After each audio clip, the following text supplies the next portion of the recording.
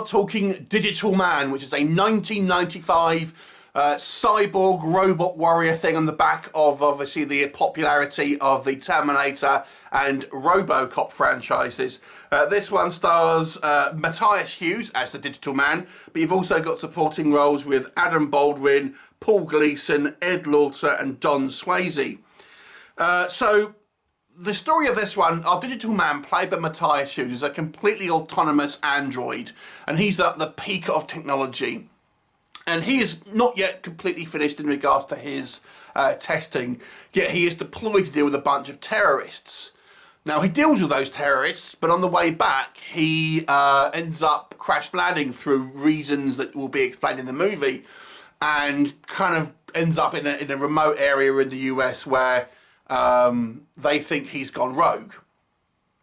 And so what the government do is they send a team of kind of special forces, which is a mix of humans and cyborgs, although the cyborgs don't actually know they're cyborgs, they think they're humans, and to dispatch them. And now ultimately that's the kind of your story for this film. There was a little bit more to it in regards to the behind the scenes government area, where there's a little bit of conspiracy and corruption kind of going on, but that's ultimately a movie. So let's first of all talk about what works. One of the most fun images from this movie are the huge guns that they use. So Matthias Hues is basically like a walking tank, and has this massive gun that he just kind of shoots, which doesn't seem to be particularly accurate, to be fair, and manages to shoot petrol bombs, but it looks cool.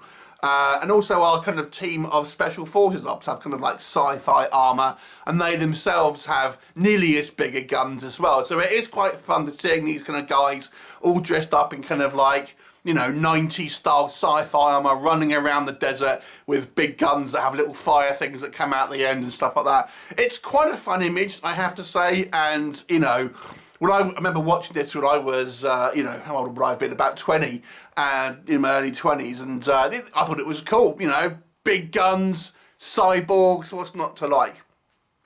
One of the things I did enjoy about this film is that neither the Digital Man or these kind of special forces are really good guys or bad guys.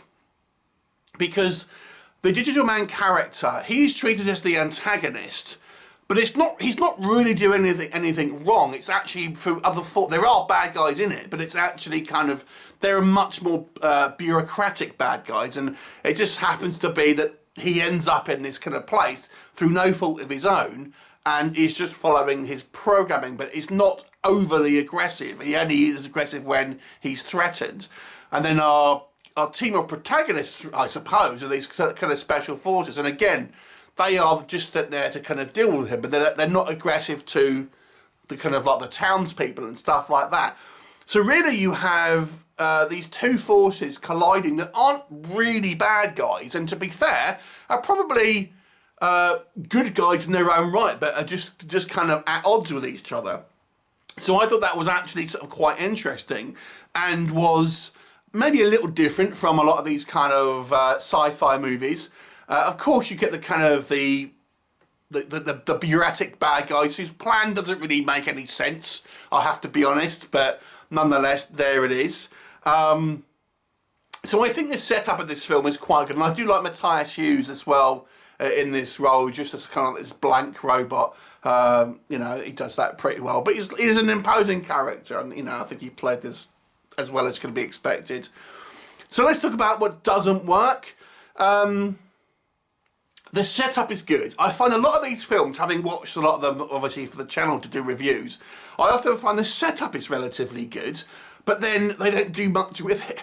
So once you kind of have this setup, I mean, it sounds a little bit like a Universal Soldier in a way, but then it's just a lot of kind of like running around the desert or running around an industrial complex shooting at each other. That's really it. That's the movie after the kind of the first act. And it gets kind of boring, I have to say. I mean, there's only so many times you can find these guys kind of shouting and shooting at each other interesting for, you know, it's like rinse and repeat, rinse and repeat. Nothing really there. As I said, I think this kind of like the only real plot that they have is this kind of like corrupt government officials. And you're thinking, well, who's the corrupt person in the government who's ultimately the kind of the one responsible here. But you don't really know why they're doing it. It's just kind of like, it just seems like, oh, we got to have an actual bad guy who's, you know, and it just seems silly. Those scenes, and you know, they're not badly acted, because that's actually where you get the most recognisable actors. But again, it doesn't really seem warranted. Their plans seem very kind of very B-movie, let me put it like that. And the you know, we have the terrorists at the beginning when the Digital Man's successful mission. Again, ill thought out kind of like silly B-movie plans.